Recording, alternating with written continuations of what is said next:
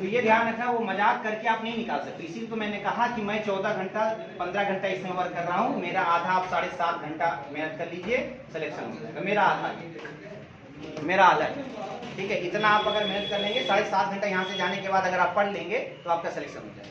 7.5 घंटा ज़्यादा नहीं, सिर्फ 7.5 घंटा भी रोजाना, कभी कभी नहीं, हफ्ते में 1 दिन लाओ पढ़ लेते। रोजाना आप 7.5 यानी 8 घंटे, कम से कम 8 आवर आप पढ़ते रहिए, रोजाना इसमें पढ़ते रहिए। 4 महीने का समय मान के चलिए कि 3 से 4 मंथ का समय आपके पास रहेगा, ठीक है। और इन 4 महीने में अगर 8 घंटा आप पढ़ेंगे तो सिलेक्शन हो जाएगा। और यहाँ से जाने के बाद सोएंगे, जब मन होगा तब पढ़ेंगे, तब भी नहीं हो पाएगा, कभी जिंदगी में नहीं हो पाएगा।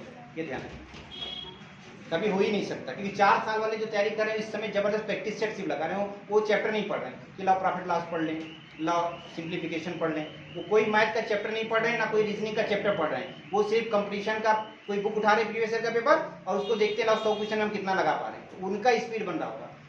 कहने का मतलब तैयारी किसको माना जाएगा? अभी कौन सा चैप्टर पढ़ा रहे हैं?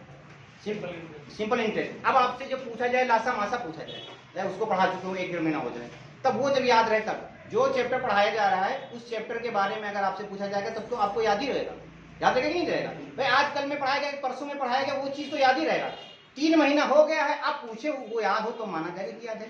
तो वो लोग क्या कर रहे हैं? यही काम कर रहे हैं। वो सिर्फ रगड़ रहे हैं, वो उनका तैयार है, बस वो देखते हैं ये परसेंटेज का, ये औसत का है, ये प्रॉफिट एंड लॉस का है, ये मेंसुरेशन का, वो सिर्फ लगा रहे हैं। और आप लोग अभी 15/20 का गुणा कर रहे हो, इसको काट क्या कर रहे हो?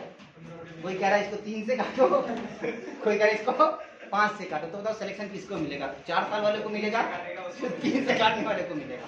तो ये ध्यान रखना, फाइट है। अगर आप लोग सीरियस होकर पढ़ाई नहीं करोगे तो सिलेक्शन तो नहीं मिलेगा, ठीक है। 4 महीना पढ़ने से सिलेक्शन नहीं होता, मैं वास्तव बता रहा हूँ।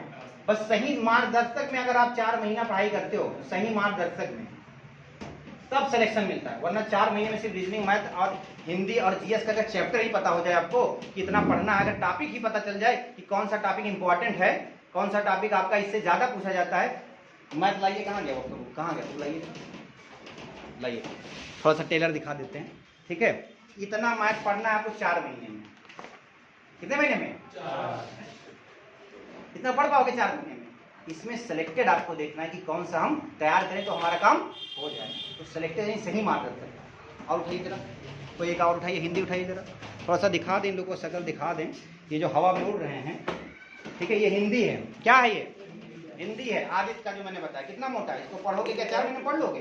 और पढ़ने के बाद क्या 4 महीने तैयार हो जाएगा? पढ़ तो लोगे।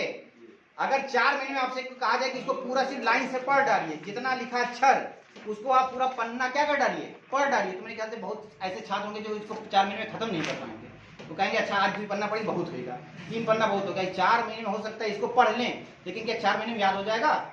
जिनको याद हो जाएगा उनका सिलेक्शन होगा। आप तो पढ़ ही नहीं पा रहे हो, भी इसको पढ़ ही नहीं रहे हो और आप 4 महीने में सिलेक्शन सोच रहे हो। तो इसका मतलब ये हो गया कि अच्छे से जो मार्गदर्शक सही तरीके से 8 घंटा रोजाना जो घर पे मेहनत करेंगे, कम से कम 3 घंटे मैथ लगाएं, कम से कम 1 घंटा आप रीजनिंग दें, 1 घंटा या 2 घंटा हिंदी दें, ठीक है, 1 घंटा आप हिंदी दें और 2 घंटा आप जीएस दें। 2 1 3 और 3 1 4 2 6, मिनिमम कम से कम 6 घंटा आप दें। इतना डिवाइड कर दें कि आज हमने 2 घंटा मैथ पढ़ा, 1 घंटा हमने हिंदी पढ़ा, 1 घंटा हमने रीजनिंग लगाया और 2 घंटा हमने जीएस पढ़ा। इतना 6 घंटे तो रेगुलर आपको पढ़ना ही पढ़ना है। कभी मन हुआ पढ़े, कभी नहीं तो नहीं। इतने कम समय में आप लोग के ऊपर सब कुछ है, बाकी तो हम पढ़ाएंगे, कोई दिक्कत नहीं।